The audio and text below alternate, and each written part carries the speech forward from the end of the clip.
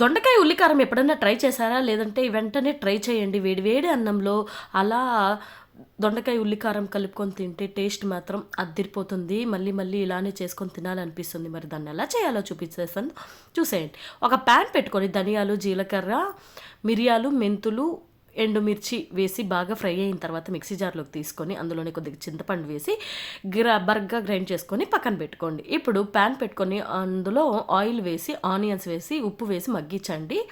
దీన్ని కూడా మిక్సీ జార్లోకి తీసుకొని పక్కన పెట్టుకోండి. ఇప్పుడు అదే ప్యాన్లో ఆయిల్ వేసి దొండకాయలు, కరివేపాకు వేసి బాగా ఫ్రై చేసుకోండి. ఇప్పుడు ధనియాల మిశ్రమంలో ఆనియన్స్ అండ్ వెల్లుల్లి వేసి కచ్చాపచ్చాగా గ్రైండ్ చేసుకోండి.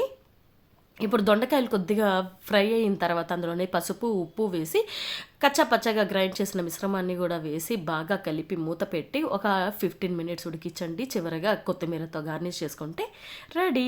నచ్చితే లైక్ చేసి సబ్స్క్రైబ్ చేయండి.